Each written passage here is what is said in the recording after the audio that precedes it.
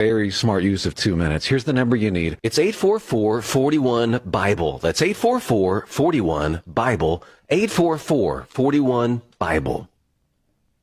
Here's the Wall Street Business Report. Oil prices leaped and stocks fell on worries that escalating violence following Israel's attack on Iranian nuclear and military targets could damage the flow of crude around the world, along with the global economy. The S&P 500 fell 1.1%. The Dow dropped 1.8%, and the Nasdaq Composite sank 1.3%. The strongest action was in the oil market, where crude prices jumped 7.3% and returned to where they were earlier this year. Iran is one of the world's major producers of oil, and escalating fighting could limit its flow. The Dow was down 769 points today to close at 42,197. The Nasdaq lost 255 to 19,406. The S&P 500 dropped 68 to 59.76. With the Wall Street Business Report, I'm John Scott. News and analysis at townhall.com. On Point Weather is made possible by our friends at Palmetto Citizens Federal Credit Union on 107 The Point. Here's your Friday evening forecast. A few storms may linger into the night. Under mostly cloudy skies, lows drop to about 72. Saturday brings more scattered storms, especially late in the day. Rain chances 50% with a high near 89. Father's Day looks warm with a few afternoon storms, high in the low 90s. I'm Cal Moss with your On Point local weather. WQXL Columbia, W264DF. Grills, outdoor kitchens, fireplaces. Summer sizzle starts with Bart. This is 107 The Point. This is The Point. Make The Point Radio. This is Sports Talk with Phil Kornblut and Chris Bergen. Sports Talk is heard across the state on radio affiliates of the Sports Talk Media Network and is streaming live on SportsTalkSC.com, as well as Twitter, Facebook, and YouTube.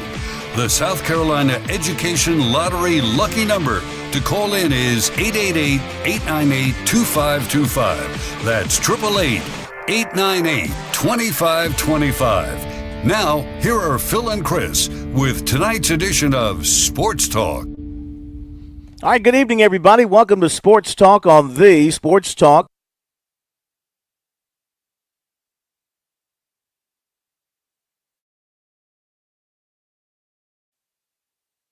Well, that's a great sign. I'm not sure what's going on there. We may have lost internet connection, and we'll try to... Is anybody here? Oh, I'm here now, Chris. Phil, can you hear me? I hear you. Well, we lost you guys for just a second. Well, let's just start all over again because it really wasn't a very good start. So let's play the opening of the show, and we'll start it all over again. Let's just pretend like the last 2 minutes did not happen. Let's do it again. This is Sports Talk with Phil Kornblut and Chris Bergen. Sports Talk is heard across the state on radio affiliates of the Sports Talk Media Network and is streaming live on SportsTalkSC.com, as well as Twitter, Facebook, and YouTube. The South Carolina Education Lottery lucky number to call in is 888-898-2525. That's 888-898-2525. Now, here are Phil and Chris with tonight's edition of Sports Talk. And welcome into Sports Talk, everybody, on this Friday night. Great to have you with us as we come to you tonight from our studios in Chicago and our studios over in Sardis and our studios in Columbia. Hope you've had a great day and you're looking forward to a fantastic weekend. Look who is going into the weekend with a 1-0 record in the College World Series. Mr. Bergen, what can you say that hasn't already been said about Coastal Carolina?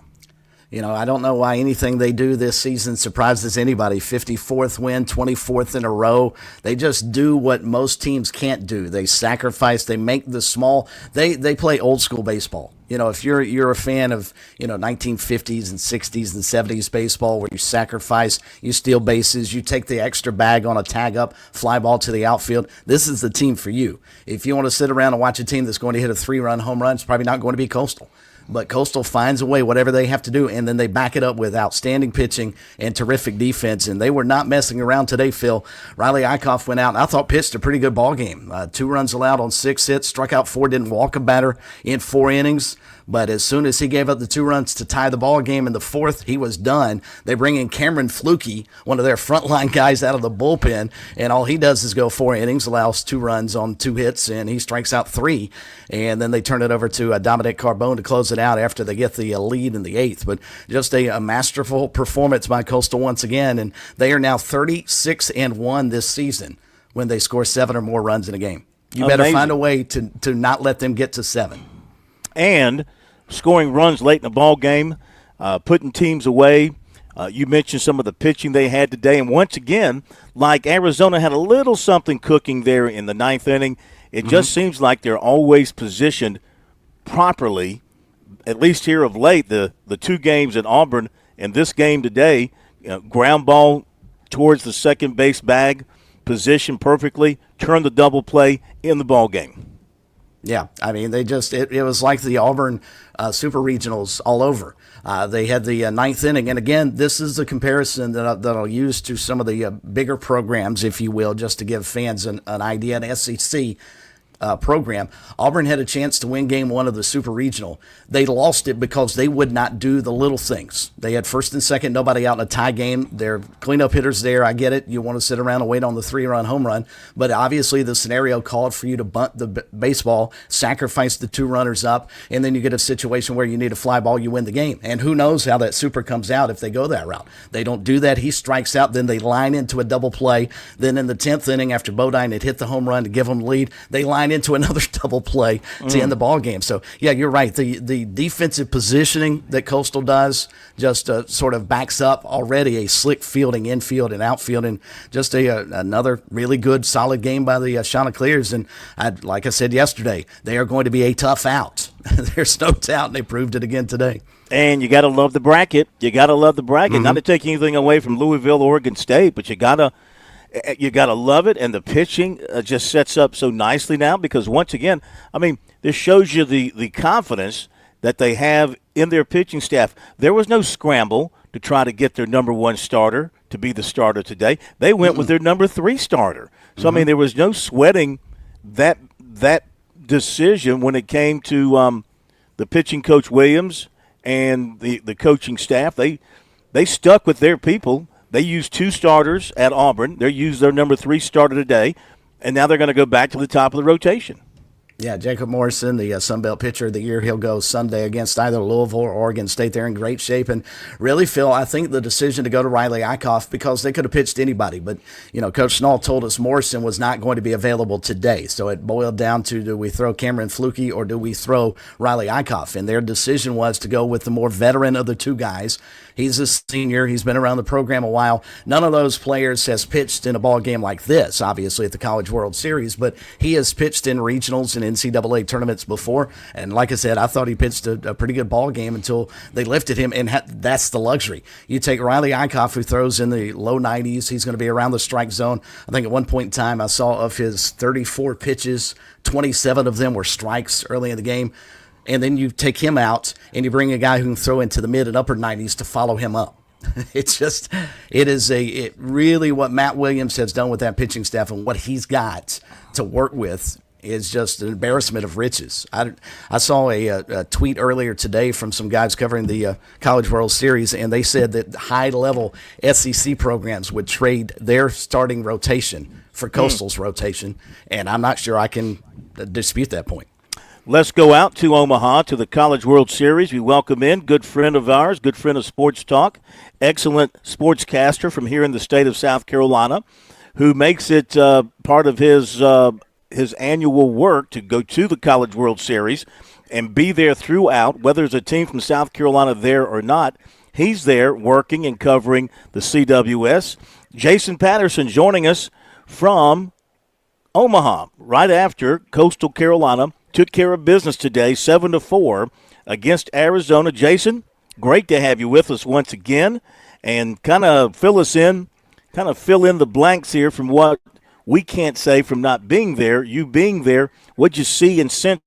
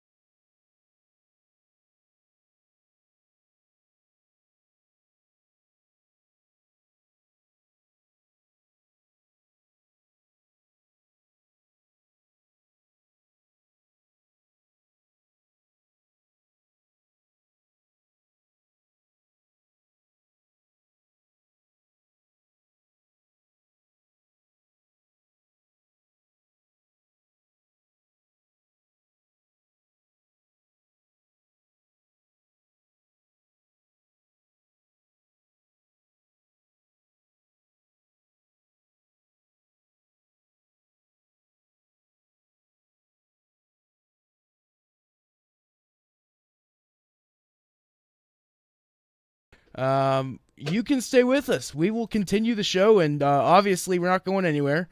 So we are here, and like I said, stay with us. We're going to try to reconnect with Phil and Chris. Are you guys there, or are you guys still gone? Oh, yeah, we're here. We're here. All right. Well, I guess we continue the show. Yeah. Are we back live? We are. Hey. Howdy. Great job, Josh. I had no idea what you said, which was probably a good thing. Did you do okay? Did you do a good job? I don't really know what I said, so. Well, did you talk sports? Or no, I mean, I was on honest here politics, or were you talking about you're looking ahead to your start of your college education? You had the doctor there. He could have helped you with your college education plans. Well, I really just said the Sports Talk phone number. That's about it. And by the time I came back, you were here. So, let me hear how you said that. I want to. What the phone number? How did you do it? I want to. Yeah. What did it sound like? 888-898-2525. It's 888-898-2525 on the South Carolina Education Lottery lucky number. Is that all right? Pretty good. Pretty good. Let's hear yours. Phone number 888-898-2525, South Carolina Education Lottery lucky number to reach us here on Sports Talk. Now, do we know that we're up and good here with Spectrum? I'm not entirely. I'm going to check and see if we're out on stations, but I know the internet's back up and we do have callers calling back in. So. Okay. All right. We'll try to get Jason reconnected here. Yeah, let's do Jason. Wait till the bottom of the hour. Let us kind of get our heads around things. I imagine we ran our commercial break, so we got that behind us. So we'll just talk it out here to the bottom of the hour. And for a third time, we'll start the show again at 6:30. How about that? Third time's a charm, Bergie.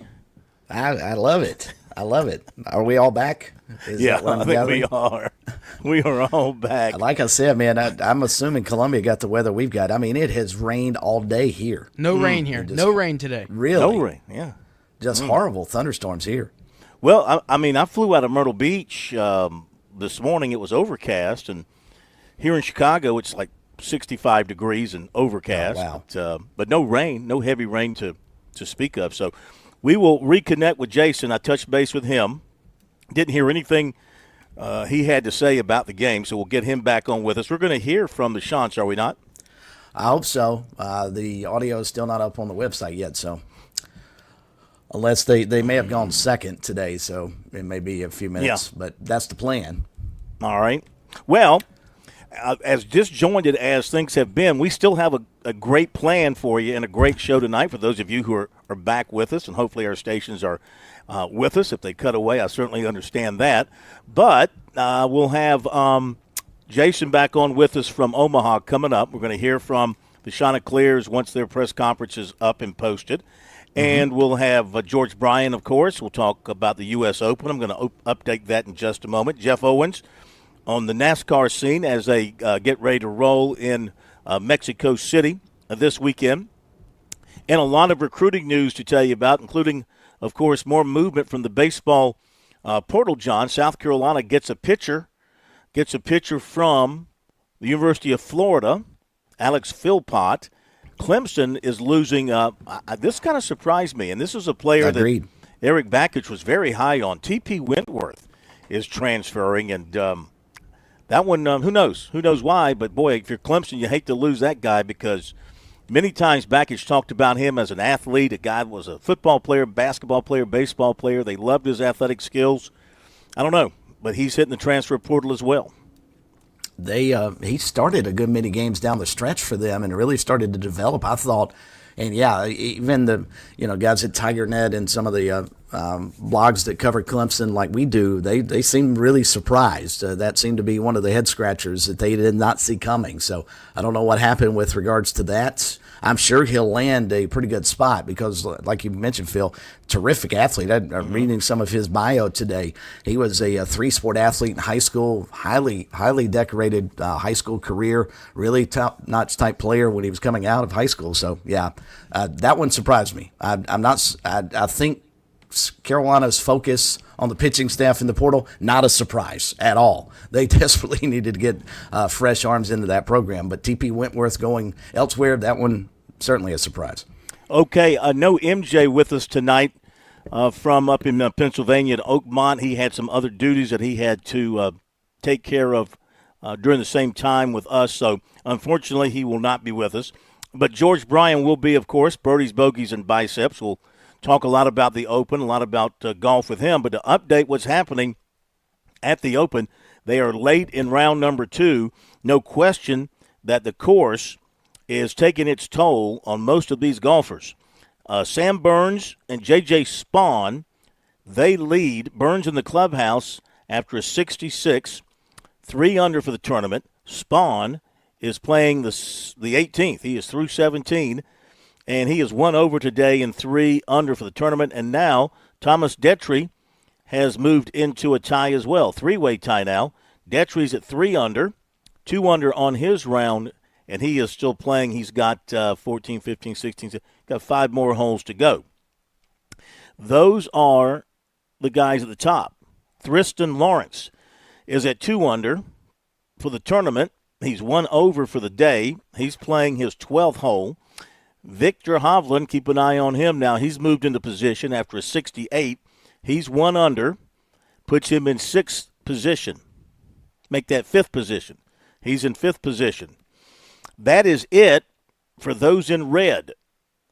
A couple of guys at even par. Adam Scott is even par. He's got 2 holes to go. And Ben Griffin is even par, and he has 3 holes to go. Griffin is +1 today. Scott is at even par on the round today. They're at even par. Everybody else, so that is 7 golfers even par or under. Everybody else is over par. The worst of the over par, and by the way, the cut's going to be +7, or is projected to be +7. And the worst score of the tournament today turned in by a guy who made the cut at the Myrtle Beach Classic. He's a University of Virginia golfer, George Dungmany, and he finished at 35 over par. Ooh. 35 over par. He shot 86, 89. 35 over par. So he is 156th in the field, 8 shots back of the next guy at +27. Then you have a +26, a +23, a +22. It's ugly out there, folks. It is really ugly. As far as some of the other folks we keep an eye on, Brooks Koepka, he's 11th at 2 over after a 74. John Rahm is 26th at 4 over after a 75. Scotty Scheffler's 26. These guys are tied for 26 at 4 over. He's had a 71. Phil Mickelson is also in there at 26. He's on the course at +4 for the tournament. Jordan Spieth, a nice start yesterday, but a 75 today puts him at 5 over. He's tied for 41st. Lucas Glover is tied for 49th after a 74. He's 6 over. Andrew Novak is 66th at +7, along with Rory McIlroy. They're tied for 66th, and they are on the course. And Rory is 3 over today, and Novak is 1 over today, and the two of them are +7. Bryson DeChambeau is at 9 over. He's still on the course. Jacob Bridgman is +10. Dustin Johnson is 10 over after a 75. Frankie Harris, nice bounce back for Frankie Harris of the Gamecocks. He's not going to make the cut. After a 79 yesterday, he shoots a 1 over 71 today. So he finishes at +10. Spartanburg's Trent Phillips, a pair of 75s. He's at +10. Justin Thomas is going to miss the U.S. Open cut again after a pair of 76s, +12. And Brian Campbell from Bluffton, 15 over par. He still has some holes left to play, but he's not going to make the cut. He is +15, +6 today. It's brutal out there, I tell you. Bergie, I don't know. I haven't heard any of the comments from the golfers. I got to believe there's a lot of moaning and groaning out there about what they're having to deal with. Don't you know it? I mean, golfers are the biggest crybabies in sports, aren't they? I mean, they're all playing the same golf course. It's all hard for all of them. So just go out there and execute. But I'll give a lot of credit to the guy who shot, what did you say, 36 over par? Yeah. Because had that been me at the turn today, I would have just kept walking to the parking lot. I said, guys, I'm done. This is enough. He I've did had not enough. quit. Yeah, you give him credit. He did Exactly. not DQ. He didn't come up with a hangnail or something. Okay, we'll be right back. Back out to Omaha in a moment. On Point Weather is made possible by our friends at Palmetto Citizens Federal Credit Union on 107 The Point. Here's your Friday evening forecast. A few storms may linger into the night. Under mostly cloudy skies, lows drop to about 72. Saturday brings more scattered storms, especially late in the day. Rain chances 50% with a high near 89. Father's Day looks warm with a few afternoon storms, high in the low 90s. I'm Cal Moss with your On Point local weather. Are you Dad's favorite? Do you want to be? Then get him the gift that he actually wants for Father's Day at Palmetto State Armory. Upgrade his old dull knife with a new one from brands like Bubba Blade, Kronos, and Leatherman. Give him some much-needed peace and quiet with electronic hearing protection from Walker and Axel. And if the only thing that's worse than his lame jokes is his tackle box, make his day with new fishing gear from Rapala, Berkeley, and Strike Team. Palmetto State Armory has the perfect gift for the dad that has everything. And if you still can't decide on what he wants, take the easy way out and get him a gift card. Visit us at one of our 9 retail locations or shop online at palmettostatearmory.com. With SRN News, I'm Keith Peters in Washington. Sirens and a round of explosions, possibly from Israeli interceptors, could be heard booming in the sky over Jerusalem, and the Israeli military said another attack was taking place. The Israeli military urged civilians already rattled by an earlier wave of missiles to head to shelter. The Iranian outlet Newer News, which has close links with the paramilitary Revolutionary Guard, said a wave was being launched. Indian investigators have recovered the digital flight data recorder of the black box of the Air India flight that crashed a day earlier. The crash on Thursday killed 241 people on board and at least 5 people on the ground. On Wall Street, the Dow down by 769 points. More details at srnnews.com. I bet you've heard us say this, you can't pick your power company. So how can you control your power bill? By partnering with Ken and his local team at Broker Solar. Ken, our power is not getting any cheaper. So every year there's typically a rate increase that happens, and the utilities claim that they want to keep up with their operating costs. Now, Broker Solar allows you to take control of that cost, own your power, create it, store it, and then use it when you need it. There's special solar financing that would take advantage of the tax credits. You can have several options on how long you'd like to pay off your solar system and how quick the return could be. No two homes are the same, so you work with homeowners, business owners to fit their needs based on how many solar panels they need and even where they want the panels to go. Most folks prefer it on the roof, but some don't. We frequently get asked about solar on the ground or even on a separate solar structure like a carport or a lean-to that comes off the house. Call Broker Solar. Call them now, 803-807-7417 or online, brokersolar.com. What's better than getting the best Wagyu and Hereford beef anywhere in these parts and getting it delivered to your door? How about knowing you're still supporting local farmers in Saluda over at H&J Cattle, where tradition meets quality? Visit HandJCattle.com. Place your order for $50 or more, get free delivery in Richland or Lexington County. Plus, Point listeners get 10% off your order. Enter keyword The Point as one word for your discount. HandJCattle.com. Relax. Your banking should be easy. You'll love our free checking account with e-statements from Founders Federal Credit Union. You get everything you need. No monthly fees, no stress. Founders Online makes it easy to securely and seamlessly switch your direct deposit in minutes. It uses the latest in online encryption technology to gather and store your switch information. Additionally, Founders adheres to the highest industry standards to keep your personal information safe. Still waiting to switch? No worries. Apply today for an account and enjoy your secure, convenient banking with Founders. Already have an account? Founders Online lets you transfer your direct deposit in just a few clicks. Let Founders be your trusted financial partner. Visit one of our convenient locations or go to foundersfcu.com/checking to get started today. Federally insured by the NCUA. Membership qualification required. Terms and conditions apply. Escape the hustle and bustle of everyday life with Spa MD, your sanctuary of rejuvenation. Feel the tension melt away as our expert team guides you through your customized wellness journey. From soothing massages to revitalizing treatments, we promise a remarkable experience that leaves you feeling renewed and empowered. Discover the calm within every visit. Reach out at 251-9400 or online at visitspamd.com to explore your options. Your oasis of tranquility awaits.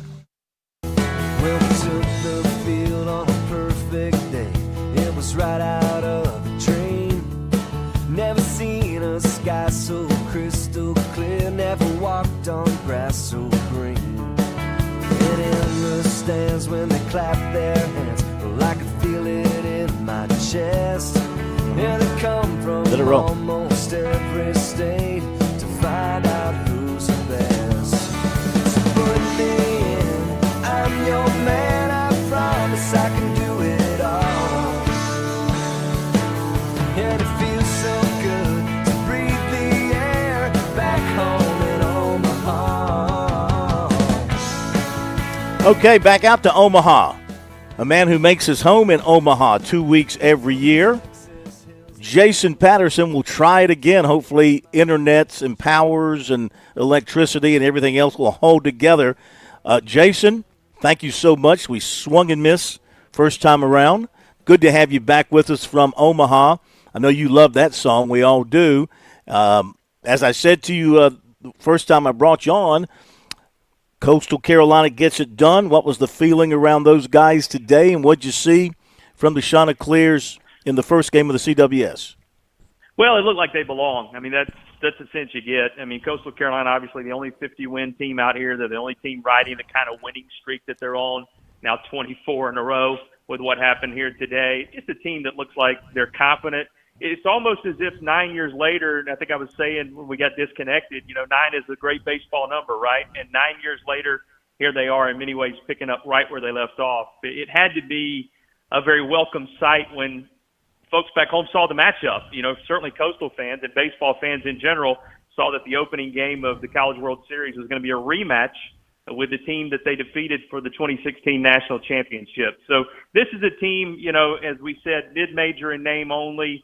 Anybody that follows the sport understands what a power they are and what power arms they have and just how they're structured to win in these moments when it matters most. So I just sum it all up, Phil, by saying it's a team that look like they belong here. And when you look at the bracket and the way it shakes out, the side they're on particularly, and the fact that they have a 1-0 start, you got to feel real good about their chances overall now. Absolutely.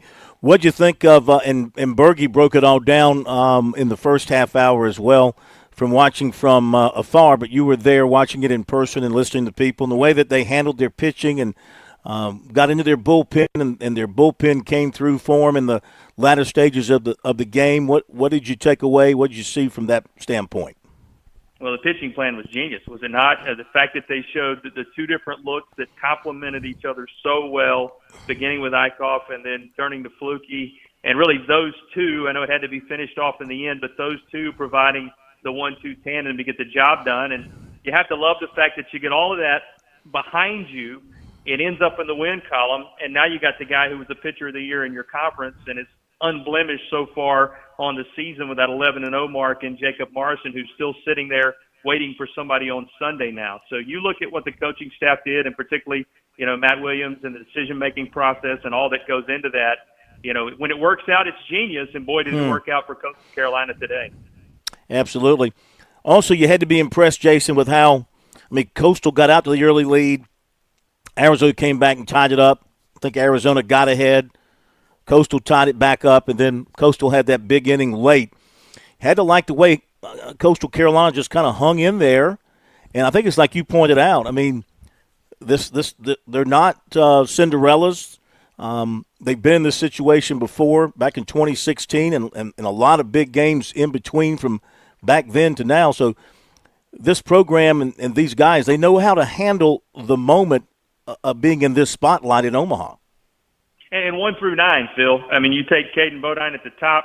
You know what he's done in the postseason, what he means with the way he handles the pitching staff behind the plate as much as what he does as the leadoff guy in the order. And you go all the way down to the 9-hole, and Wells Sykes is the guy who got it all started, a South Carolina kid, the Citadel transfer, who had the single in the second inning that drove in the 2 runs to get them started. You said it, they took the best punch that a 4-time champion out here in Arizona could give them, and still found a way to come out on top. But I found it interesting that, 14 hits, that's pretty impressive for a College World Series opener. The first 10 of those hits were all singles. They were able to get the extra base hit when it mattered most at the end of the game.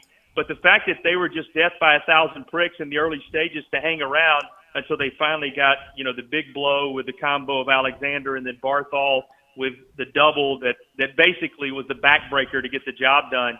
You look at what this pitching staff has done all year. I mean, this is a staff as good. You can stack it up against any staff in the country when you look at their numbers. I find it remarkable that nobody with 20 or more innings on this staff, Phil, has an ERA over 4 or even much beyond the mid-threes. I think 3.51 is the tops ERA-wise.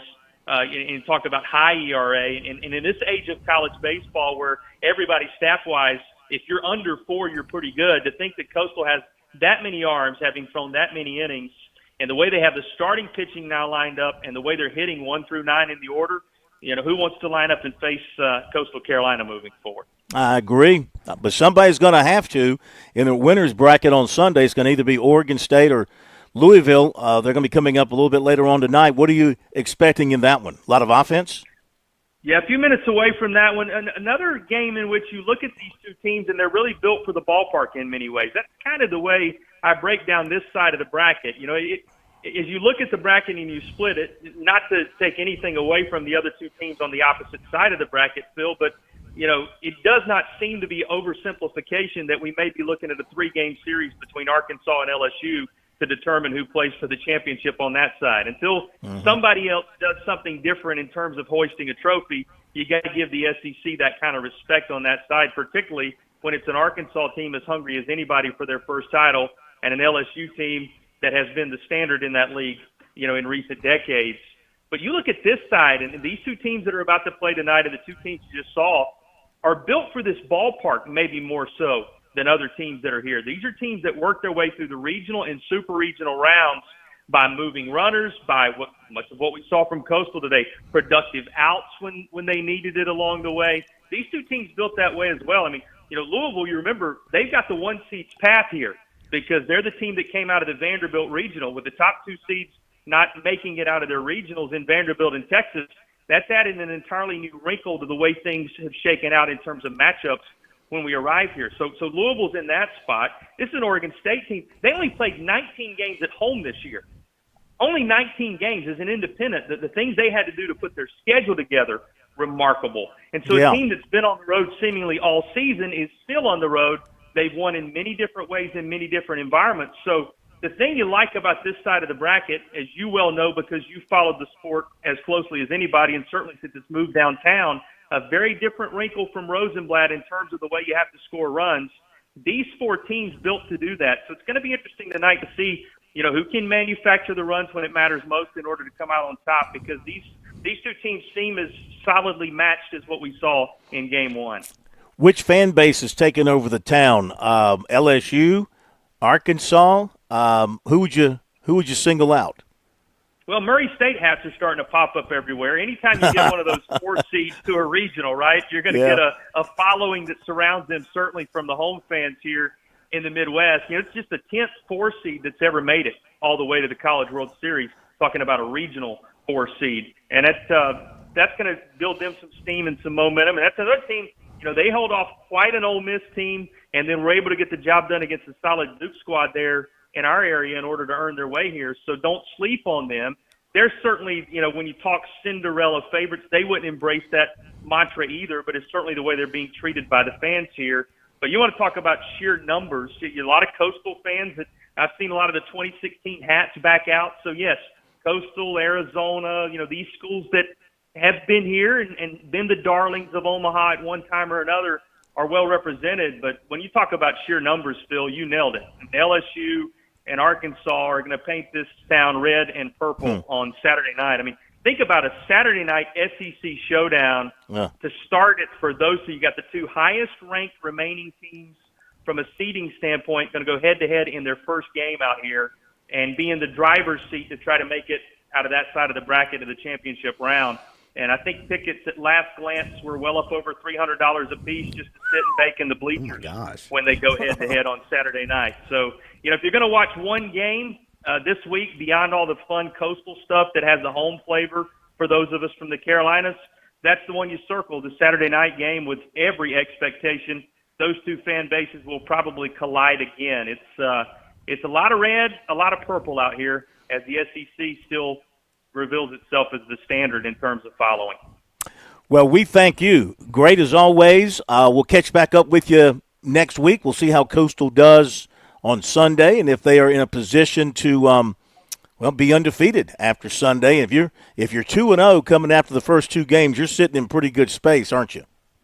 Well, and when they got the 11-0 guy sitting there who was the pitcher of the year in the conference, as we referenced earlier, you got to feel good about your chances. And Coastal certainly, the only team out here with a win so far, so you got to love the start for the Shot. Okay, my man. Great job as always. Tell folks how they can find you out there. What are you doing? What kind of broadcasting are you doing? We'll be bouncing around doing these kind of interviews with stations all across the country, both on the television and the radio side. I keep up with a little site we call eyeoncws.com. It's more for me. If you want to know about the history of the sport, it's a pretty good Cliff Notes version. A lot of people call it kind of the history of college baseball. So you can find some features and a little more information about each one of the teams there as the thing rolls along. But, just keep your ears and your eyes open because hopefully we're popping up everywhere, keeping an eye on college baseball for fans who have to do other things. Well, you do a great job. You do a great job with high school sports here in South Carolina. We always appreciate you joining us from Omaha, and we'll talk to you Monday. Sounds good. After a Zesto milkshake or two, we'll be back with you. Look forward to it. All right, man. Watch that waistline. That's always the tough part, right, Phil? I know, man. Hey, I can address that, sure. All right, thank you very much, Jason. We appreciate it. Absolutely. Jason Patterson from out in thank you, man, out in Omaha. And after the break, we're going to hear from the Chanticleers, who just finished up a little while ago with their victory press conference today. Bergie, who do we have? We've got, obviously, head coach Kevin Snall, along with Blake Barthel, Cameron Flukie, and also Wells Sykes. Excellent. We got recruiting coming up for you. A lot of news notes to talk about. We have an edition tonight of As the NIL Churn Comes Your Way. Don't leave us. Back in just a moment. I'm State Treasurer Curtis Loftus. Whether it's becoming a teacher, dentist, or engineer, every child deserves the chance to chase their dreams. Investing in a child's education with Future Scholar, South Carolina's 529 College Savings Plan, can help turn those big dreams into next steps. So don't wait. You can start with any amount. Contributions are tax deductible and earnings grow tax-free. Discover the smart, easy way to save for college at futurescholar.com. There's a lot of things we take for granted in our lives. Your home's AC will run cool. Your drive-through coffee will be hot. And the car will start when it's time to take your kids to school. It's when things don't go as planned that you start thinking about who to call and where to turn.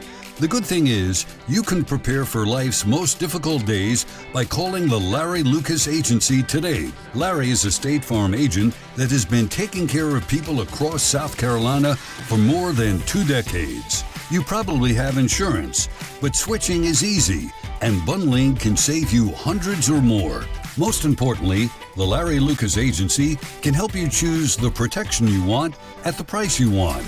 All backed by South Carolina's #1 home and auto insurance company. Visit LarryLucasAgency.com today or give Larry a call at 803-799-1998. Like a good neighbor, Larry Lucas State Farm is there. You've put in the work for your education.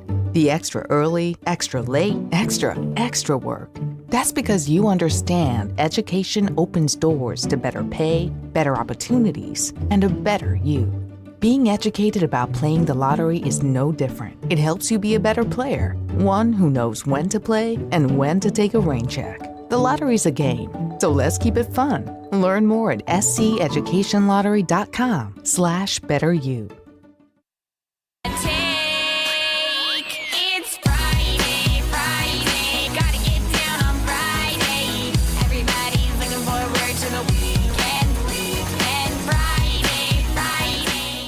Chanticleers getting down on a Friday out in Omaha a bit earlier this afternoon. 7-4 win over Arizona, opening game of the College World Series. And here on Sports Talk, we're going to bring you some of the post-game audio, and we'll get right to it as head coach Kevin Snall, along with infielder Blake Barthel, and relief pitcher today, Cameron Flukie, and outfielder Wells Sykes all met with the media, and here's what they had to say after Game 1 of the CWS a bit earlier today.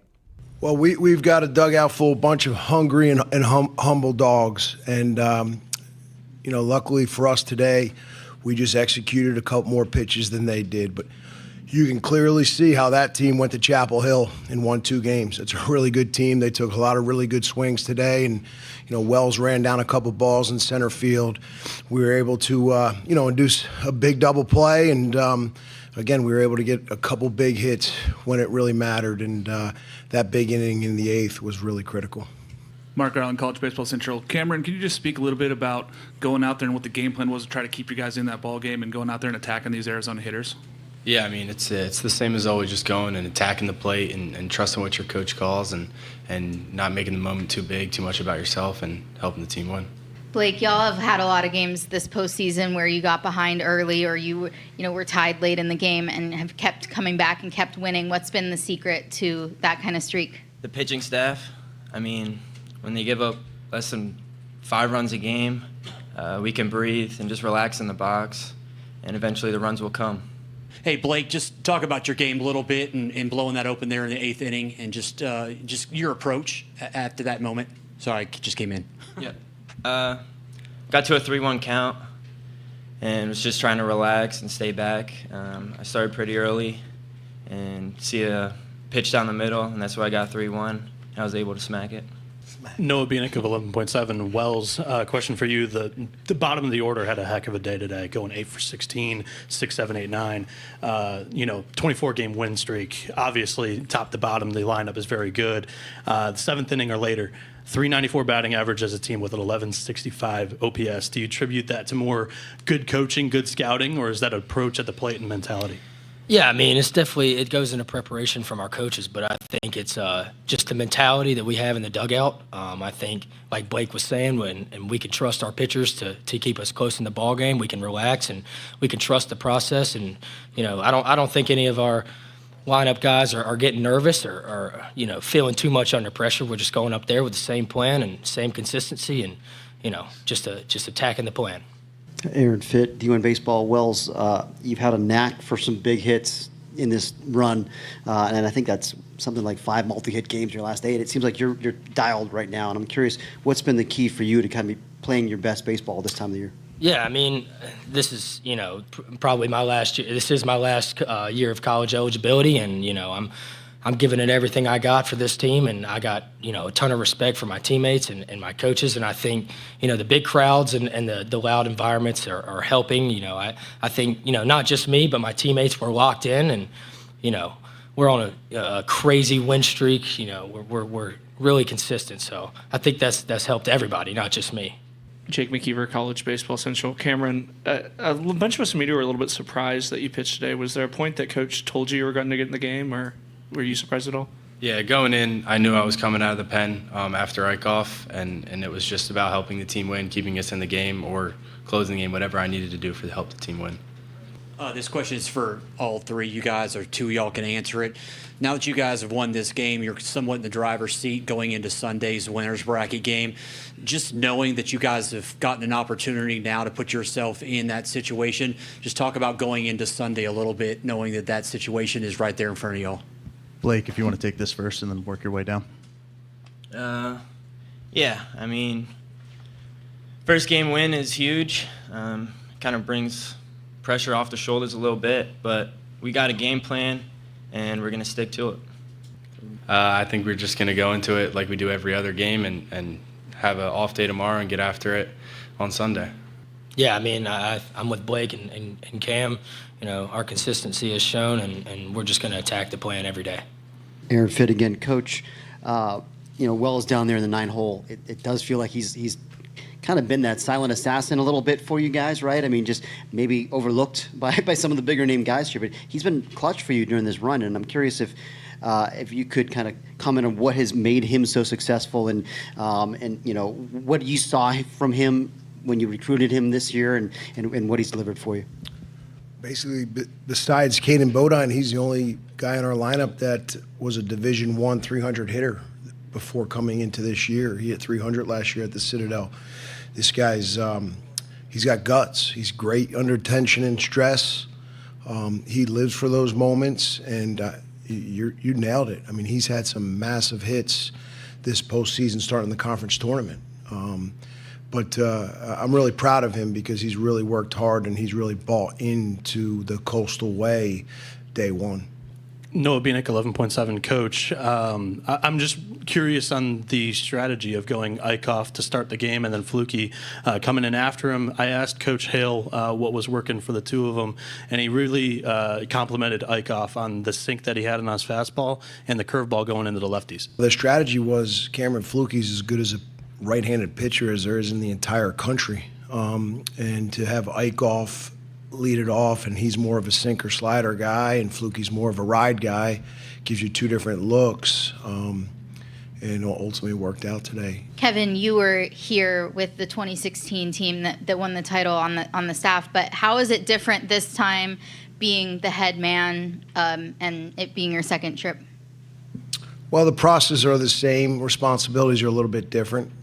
Got to talk behind the mic more. Sometimes I like to just be in the weeds and look at scouting reports and go out the back door and not have to talk to anybody. So that is a little bit of an adjustment. But like I say all the time, you're only as good as the people you surround yourself with. We were absolutely able to hire one of the premier staffs in the entire country. And, they make me look really good.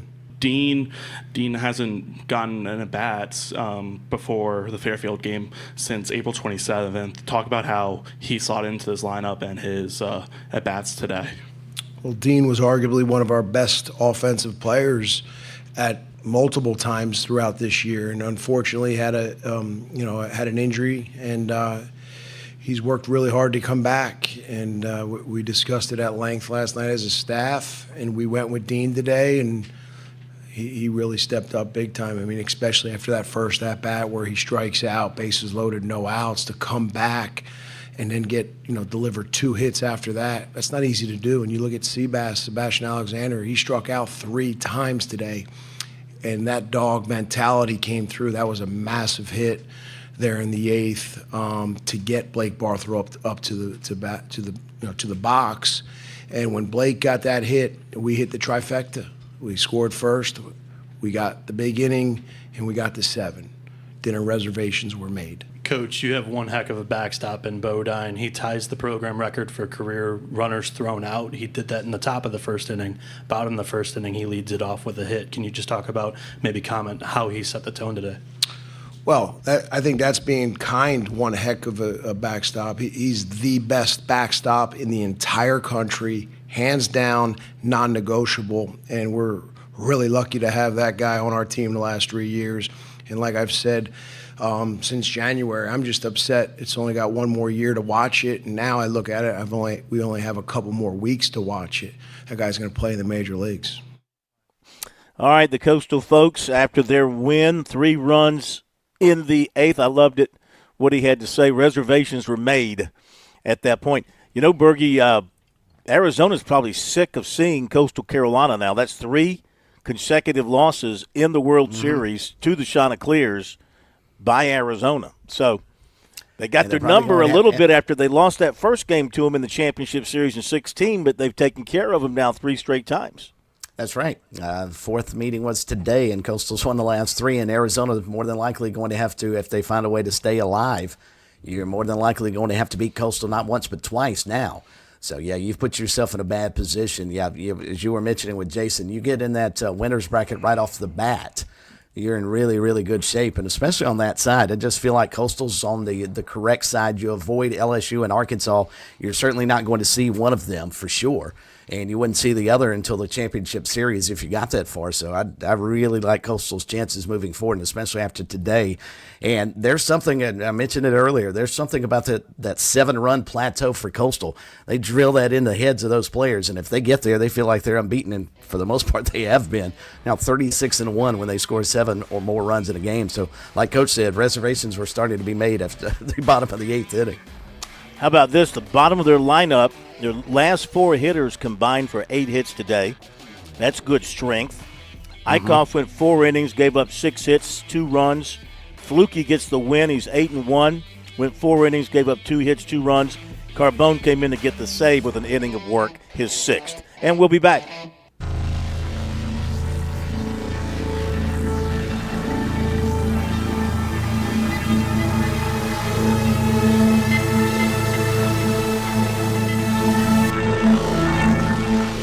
WQXL Columbia, W264DF. Grills, outdoor kitchens, fireplaces. Summer sizzle starts with Bart. This is 107 The Point. Breaking news this hour from townhall.com. I'm Keith Peters in Washington. President Trump is urging Iran to make a nuclear deal now that it's been struck by Israel. White House correspondent Greg Clugston reports. The president wrote on social media that Iran should make a deal before there is nothing left, saying just do it before it's too late. He said he gave Iran a 60-day ultimatum to make a deal 2 months ago. Despite fears of a wider regional conflict, the president is still hoping to reach a nuclear deal with Iran. He said they have perhaps a second chance. Greg Clugston, the White House. Iran's ambassador to the UN says Israel's ongoing attacks on Iranian nuclear sites, top generals and scientists killed 78 people and wounded more than 320. A federal judge on Friday blocked President Trump's attempt to overhaul elections in the U.S. President Trump's order looked to require documentary proof of citizenship for everyone registering to vote for federal elections. It also said that mailed ballots could only be accepted if they were received by Election Day. The Massachusetts judge says the Constitution doesn't grant the president any specific powers over elections. Democratic state attorneys general called the Republican president's executive order an overreach and unconstitutional. The White House defended Trump's order as standing up for free, fair, and honest elections. I'm Haya Panjwani. About 200 Marines have moved into Los Angeles to protect federal property and personnel. Some troops were seen outside a federal building by midday Friday. Major General Scott Sherman said the Marines have finished training on civil disturbance and began operations at noon local time in the Los Angeles area.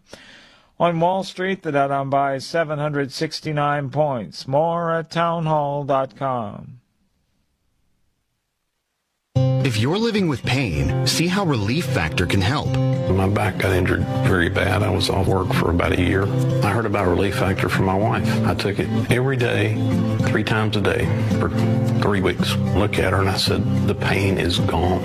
And she said, I'm glad it helped. I said, no, you don't understand. It's gone. Fight pain naturally with Relief Factor. Go to ReliefFactor.com and get your 3-week quick start today. Only $19.95. Hi, this is Rhett Rasmussen of BestHotGrill.com. We make the amazing Solaire infrared gas grills that are built to last and will consistently deliver better than restaurant grilled food. The Solaire infrared burner heats up to 1,000 degrees in just 3 minutes, even in the dead of winter. The high heat locks in the juices and flavor and grills food faster. Learn more about these fantastic USA-made grills at BestHotGrill.com. Solaire hot, fast grills at BestHotGrill.com. The Air India plane's black box has been found. Correspondent Charles de Ledesma reports. Officials say the key item was recovered from a rooftop near the crash site. The black box recovery marks an important step forward in the probe, Civil Aviation Minister Ram Mohan Naidu said in a social media post. The flight data recorder has the information on engine and control settings, and that this should show quickly if there was a loss of engine power or lift after takeoff, and thus allow a preliminary determination of the likely cause for the crash. I'm Charles de Ledesma. South African President Cyril Ramaphosa has visited the sites of devastating floods that have left at least 78 people dead in the southeast part of the country. Ramaphosa traveled to the Eastern Cape Province Friday as search and rescue operations continue. News and analysis at townhall.com. From Washington, I'm Keith Peters. RNC Chair On Point Weather is made possible by our friends at Palmetto Citizens Federal Credit Union on 107 The Point. Here's your Friday evening forecast. A few storms may linger into the night. Under mostly cloudy skies, lows drop to about 72. Saturday brings more scattered storms, especially late in the day. Rain chances 50% with a high near 89. Father's Day looks warm with a few afternoon storms, high in the low 90s. I'm Cal Moss with your On Point local weather. WQXL Columbia, W264DF. Grills, outdoor kitchens, fireplaces. Summer sizzle starts with Bart. This is 107 The Point. This is The Point. Make The Point Radio. Welcome back to Sports Talk on the Sports Talk Media Network. You can reach the guys with the South Carolina Education Lottery lucky number, 888-898-2525. That's 888-898-2525. Now back to Phil and Chris with the second hour of Sports Talk on the Sports Talk Media Network. I got to say, it was a crazy first hour. Crazy good and crazy bad in some ways, but that's live radio when you're broadcasting from two different locations. I'm up in Chicago. Bergie's over at the Bergie Palace in Sardis, and the plumber, of course, is at our studios in Columbia, where things fell apart there for a few minutes. Yeah, we should have anticipated this, though, Phil. You know, today is Friday the 13th. Well, you know, that so hit we probably me, should have anticipated we'd have some issues. That hit me last night as I was packing up for the flight here to Chicago, and it hit me that yesterday was the 12th, and I went, tomorrow is a Friday the 13th. Who wants to get on a plane on Friday the 13th, you know? But I'm happy to report that everything was nice and smooth here in Chicago. Going to go to the Cubs game tomorrow afternoon. Looking forward to that. I think they play the Pirates tomorrow afternoon, so looking forward to that. All right, we got to get into a few things here. This one thing here I want to bring up right off the top. This was very interesting. I don't know if you had a chance to read it, Bergie, but this involves University of Tennessee. Knox News reported this, and it's very interesting from a number of different angles. But to kind of sum it up, former Tennessee football player Grant Ferking worked as a part-time consultant for Tennessee while at the same time facing allegations of financial scams.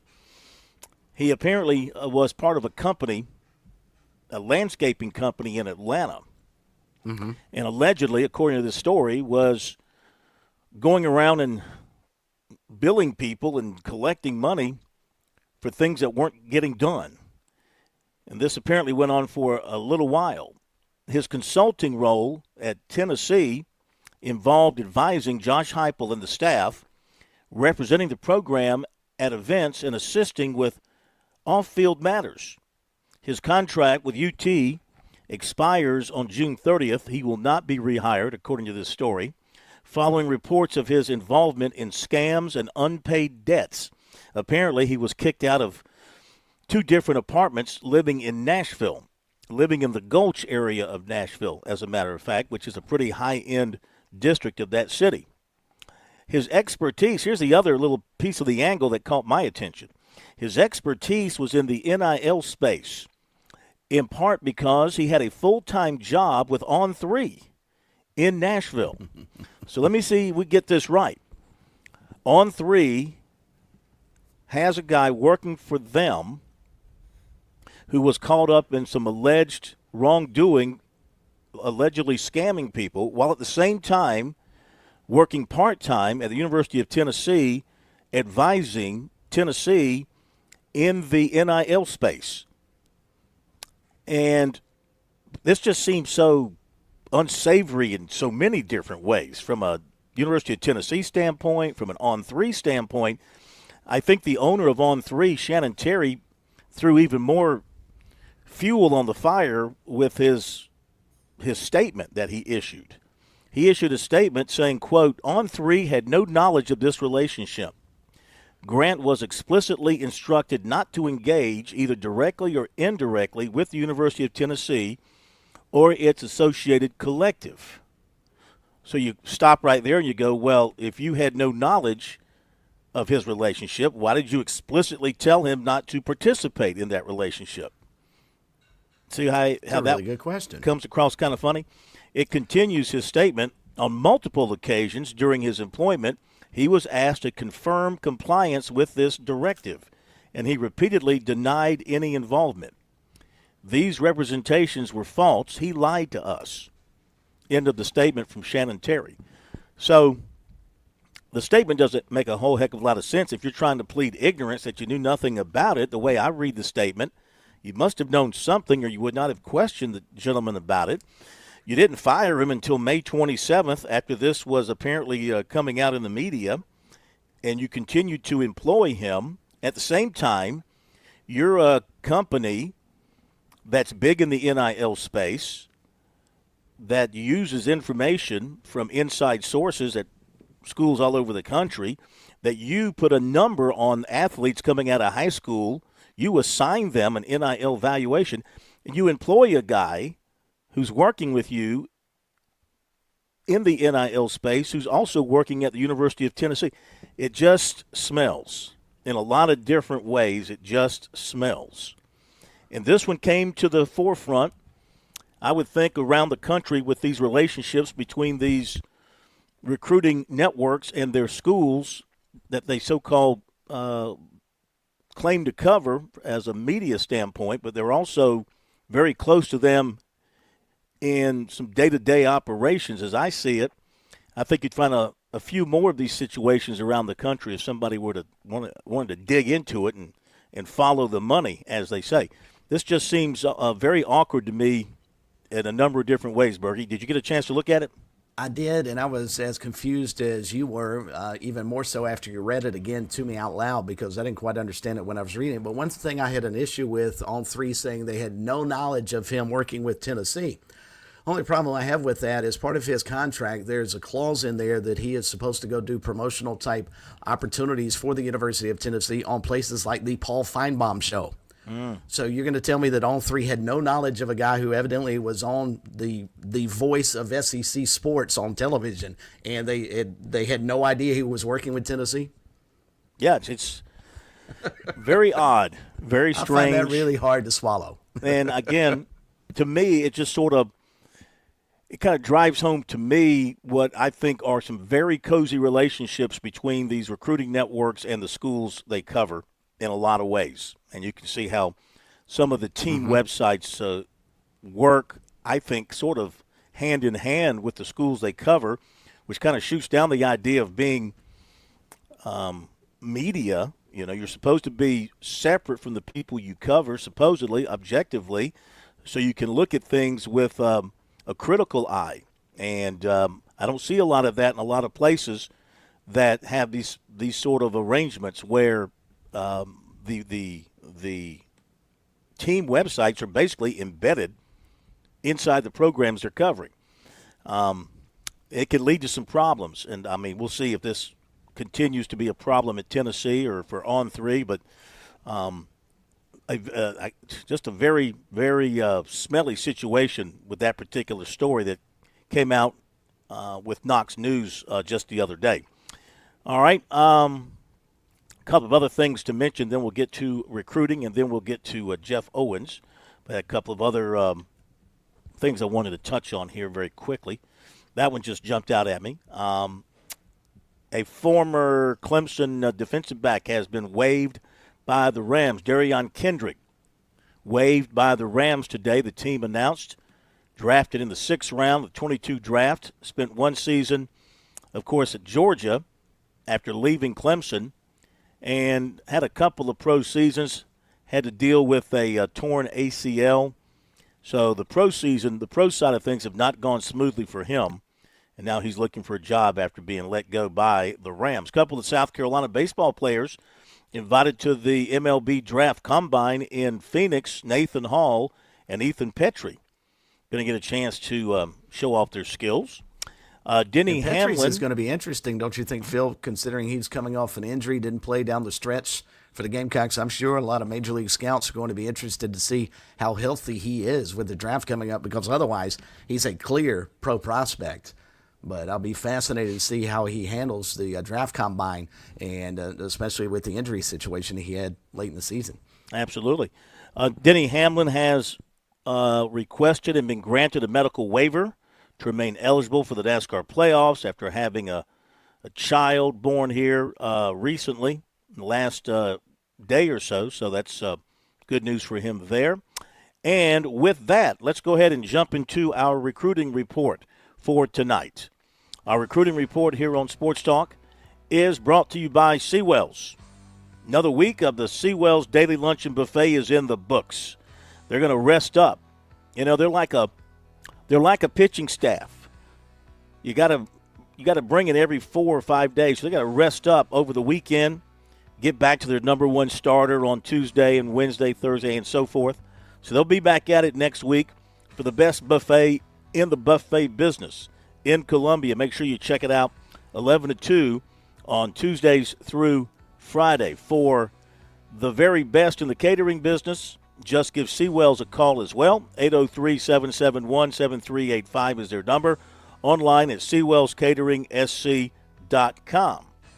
So more movement in the baseball portal, John, as South Carolina gets a commitment from Florida right-hander Alex Philpott. He was 5-6, a 7.12 ERA in 67 innings, mainly out of the bullpen. He did make 3 starts in each season at Florida. So South Carolina continues to rework their pitching staff, and Terry Rooney, recruiting coordinator and pitching coach, about an hour and a half ago put out another commitment alert for Gamecock baseball. So there must be another one out there as well. Clemson is losing one of their top all-around athletes, T.P. Wentworth. He's going to transfer. He was in 35 games for the Tigers this past season. Hit .220, 7 RBIs, 3 doubles, 8 walks. Also pitched, made 11 appearances on the mound. I know Eric Bakich hates to lose him. Outfielder Nate Savoy is transferring from Loyola Marymount to Clemson. As a freshman this past season, the native of Newport Beach, California, batted 300 with 20 homers and 61 RBIs. He also had 14 doubles and 7 stolen bases. He was the freshman of the year in the WCC and a freshman All-American by perfect game. South Carolina left-hander Jackson Susie is transferring. In his one season with the Gamecocks, he started 5 times. He had a 3-1 record and a 5.40 ERA. Now to football. Clemson going to host this weekend defensive tackle Keyshawn Stansel, 6'3", 260 of Clayton, North Carolina. He wasn't offered by the Tigers until May 27th, and thus he wasn't able to make it in for their primary official visit weekend of May 30th. This weekend was the next available one on his schedule after he made visits to Georgia, Miami, and Penn State. He's got NC State next weekend, and those 5 are his favorites. South Carolina, as far as we know, has no officials scheduled this weekend. 2027 defensive tackle Jaden Worth, 6'3", 270 of Dutch Fork, was offered by South Carolina. USC offered 2028 receiver Jamari Kane of Richmond, and the Gamecocks offered 2028 defensive end Tyson Williams of Shelby, North Carolina, 6'4", 215. Clemson target linebacker Tyler Atkinson of Loganville, Georgia, will make an official to Georgia this weekend. He was at Oregon last weekend, and he visited Clemson the weekend before that. And I think that will – a couple more quick notes. 2027 defensive end Jaden Bryant of Irmo was offered by Miami. Wide receiver Sequel Patterson of Indianland was at Marshall on Wednesday. South Carolina is one of his offers. 2027 cornerback Joshua Dobson of Catawba Ridge visited Texas A&M this week. 2028 quarterback Ryan Broshue, 6'4", 190 of York, was offered by Marshall following a camp workout. He also has an offer from Kentucky. And that will do it for the recruiting report. Well, hang on one second. Linebacker running back Jordan Avinger of Orangeburg Wilkinson is scheduled for an official visit to East Carolina this weekend. He has taken an official to Arkansas and is scheduled for one next weekend to South Florida. And defensive tackle Christian Waring of Dorman, scheduled for an official visit to Appalachian State this weekend, scheduled for an OV to Boston College next weekend, and he was at Liberty last weekend. Just checking to see how quick you are with the reflexes there, Plummer. If you can keep up with my change of direction.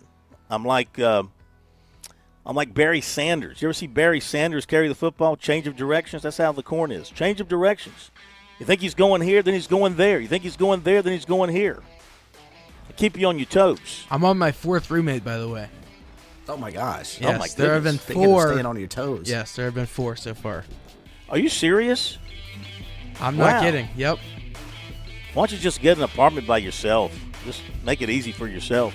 Okay, we'll be back. Talk some NASCAR.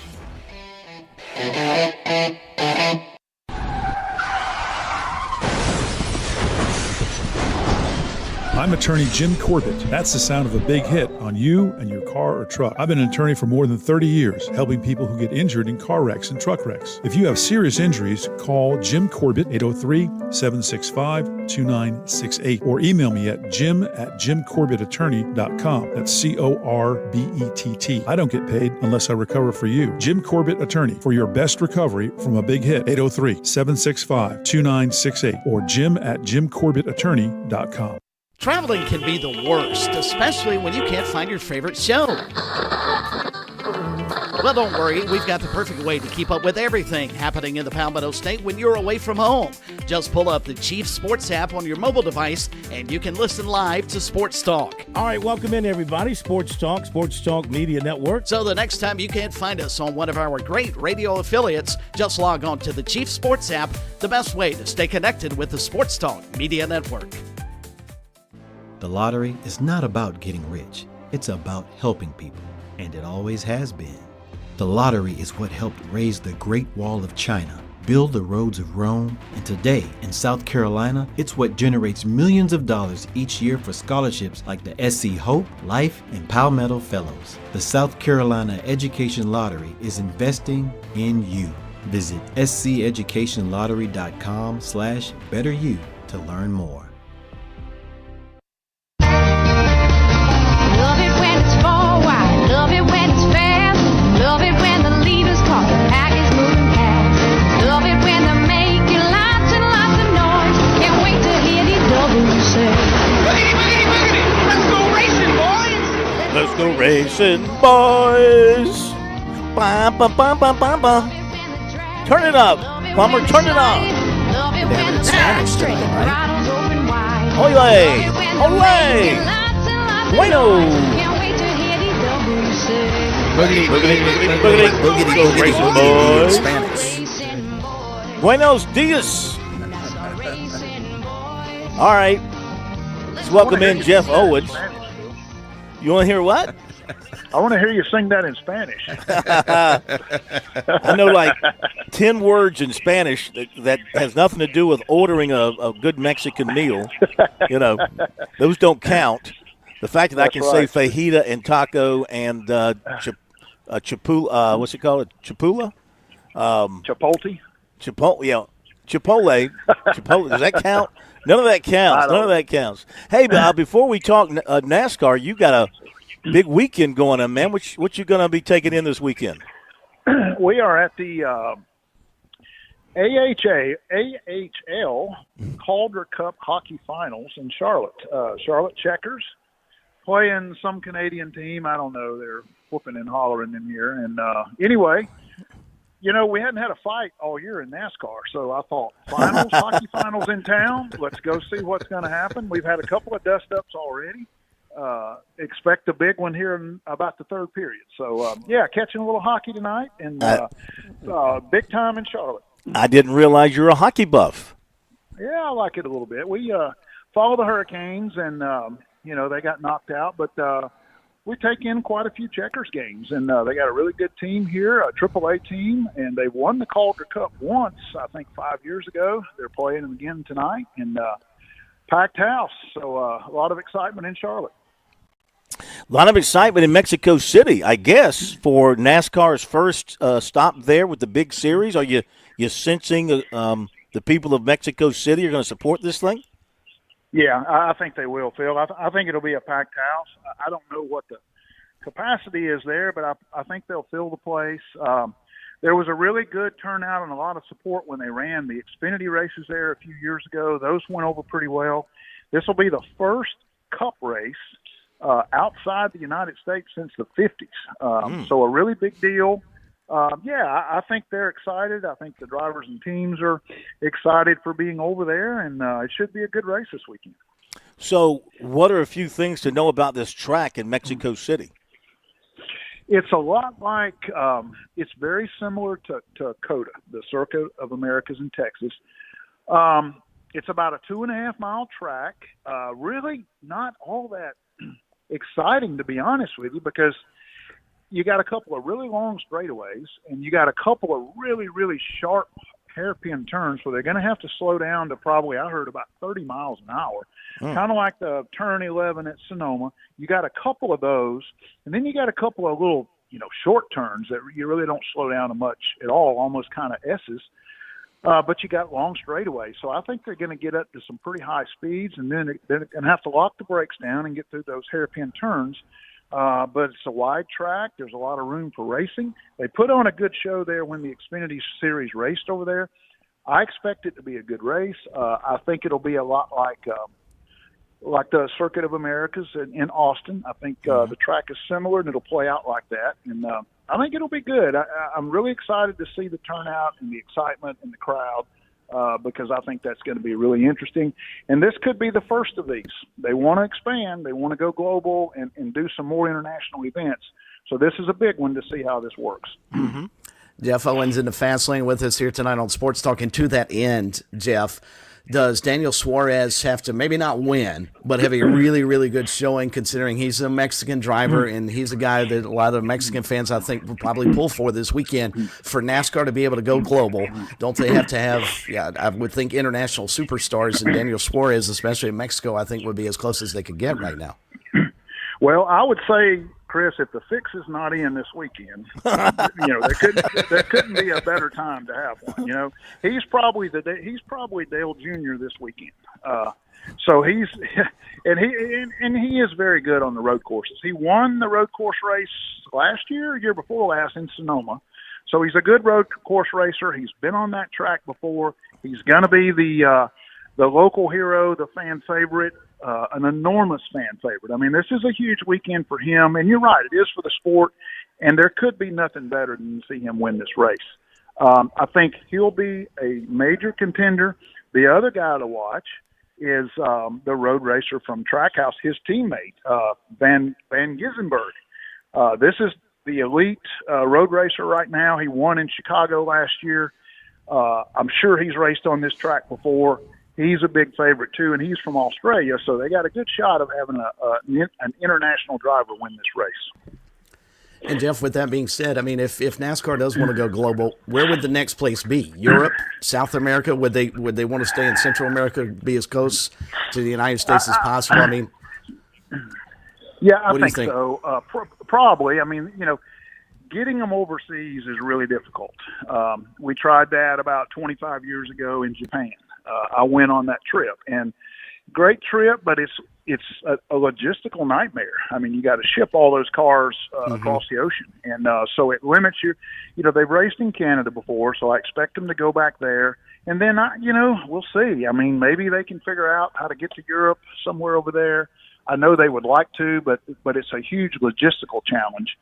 This one's a little bit easier, so we'll see how that goes, and they'll sort of figure it out from there. But I would expect Canada to be next, and then we'll see how far they can branch out from there. Denny Hamler got his waiver to be able to continue to compete for the championship. No surprise there. Kind of expected that, correct? Yeah, they've set that precedent. I mean, if you're going to do it for injury, why not do it for the birth of a child? Yeah, I mean, you can't fault NASCAR for that. Yeah, I mean, that's the right call. I mean, that would just be wrong to deny that under those circumstances. All right, man. We'll let you get back inside the rink there and stir it up a little bit. We're going to try. We're going to get them going here. Let's go. What two teams are playing? The Charlotte Checkers. The Checkers, got that racing name to them, so we're pulling them. The other's the Canucks affiliate. I got no idea who they are, but there's a few Canadians here. We've heard a few times, so it's a fun night. Yeah, have fun. We thank you. We'll talk to you next week, as always. Appreciate it, Jeff. All right, guys. Have a good week. Thank you. See you, buddy. All right, Jeff Owens in the fast lane down in Mexico City. Well, he's not, but that's where NASCAR is, down in Mexico City. And they say here that McDowell and Gilliland were fastest in today's inaugural Cup sessions in Mexico City. So maybe those will be a couple of guys to keep an eye on. We shall see. George Bryan coming up after the break. On Point Weather is made possible by our friends at Palmetto Citizens Federal Credit Union on 107 The Point. Here's your Friday evening forecast. A few storms may linger into the night. Under mostly cloudy skies, lows drop to about 72. Saturday brings more scattered storms, especially late in the day. Rain chances 50% with a high near 89. Father's Day looks warm with a few afternoon storms, high in the low 90s. I'm Cal Moss with your On Point local weather. Are you looking for free checking and free savings? Dave Ramsey here, telling you to go see my friends at Palmetto Citizens Federal Credit Union. They're not a mega bank that's so big they lose the ability to treat you like a human being. At Palmetto Citizens, you're not just a number, you're a member. Join today at any of their 14 locations or at palmettocitizens.org. Federally insured by the NCUA. In a statement with SRN News, I'm Keith Peters in Washington. American air defense systems and a Navy destroyer have helped Israel shoot down incoming ballistic missiles from Iran. That's according to U.S. officials. Tehran launched the barrage Friday in response to Israeli strikes on Iran's nuclear facilities and top military leaders. The U.S. deployed its ground-based systems to help protect Israel. A Navy destroyer in the eastern Mediterranean Sea also shot down Iranian missiles heading toward Israel. Authorities are looking for 4 detainees who escaped from an immigration detention facility in Newark, New Jersey. The Department of Homeland Security said in a statement Friday that more law enforcement partners have been brought in to find the detainees who escaped from Delaney Hall. On Wall Street, the Dow down by 769 points. This is SRN News. When your pipes panic, Franklin Plumbing and Drain Cleaning steps right in, fast and friendly. Josh and his team aren't just fixing leaks, they're restoring your peace of mind. This is when you're at your most vulnerable. You got a problem, you need a solution. They're not coming out to upsell you or talk you into something new this or new that. You'll appreciate their process. They'll tell you what needs to get done and what it'll cost before they ever even bring in their tools to start the work. They're locally owned, which unfortunately is no longer the norm in the Midlands. Franklin Plumbing and Drain Cleaning will treat every home like their own. They've done work for me, for my brother, countless numbers of Point listeners. Dial 799-2222 or visit franklinplumbing.sc.com and you tell them Kev from The Point sent you. You will experience plumbing that's more than just a fix. It's a solution from people who care about their work and stand by it. When you need them, please don't panic. Just call Franklin Plumbing and Drain Cleaning, 799-2222. Step into summer with no unwanted guests in your home. At Modern Exterminating Company, we're not just experts in pest control, we're your neighbors. Glenn and Melanie Matthews here. Modern Exterminating has been part of this community since 1955, offering unmatched experience with the family touch. Trust us to keep your home pest-free with care and dedication that only a local family-owned business can provide. Experience the Modern Exterminating difference. Call us at 765-2315 or visit pestfreesc.com. Let us keep your home truly yours. Are you Dad's favorite? Do you want to be? Then get him the gift that he actually wants for Father's Day at Palmetto State Armory. Upgrade his old dull knife with a new one from brands like Bubba Blade, Kronos, and Leatherman. Give him some much-needed peace and quiet with electronic hearing protection from Walker and Axel. And if the only thing that's worse than his lame jokes is his tackle box, make his day with new fishing gear from Rapala, Berkeley, and Strike King. Palmetto State Armory has the perfect gift for the dad that has everything. And if you still can't decide on what he wants, take the easy way out and get him a gift card. Visit us at one of our 9 retail locations or shop online at palmettostatearmory.com. Hey y'all, it's Ted from Flight Deck Restaurant. We're introducing Friday Night Prime Rib Special. Our great chefs at Flight Deck Restaurant have created a great prime rib dinner special, which includes a 10-ounce slow-roasted certified Angus beef prime rib dinner, served with 2 sides of your choice for only $22.95. And if you mention We Love Flight Deck, you get a free cookie or soft drink with your meal. So come see us at Flight Deck Restaurant to enjoy a delicious slow-roasted prime rib dinner. While you're here, check out the new and improved arcade with over 33 games. We at Flight Deck Restaurant thank you, and God bless. Do you crave growth for your business? That's where The Point comes in. Fran Halloran here. Kevin Cohen and the other local hosts like me have worked to create a space where listeners transform into family. Are you a local business aiming for the stars? You need to get with Kevin and let him help create an individualized blueprint for your growth using the influential stage of The Point Radio. Reach out directly at 563-8558. Teaming with The Point, make this year extraordinary. 4.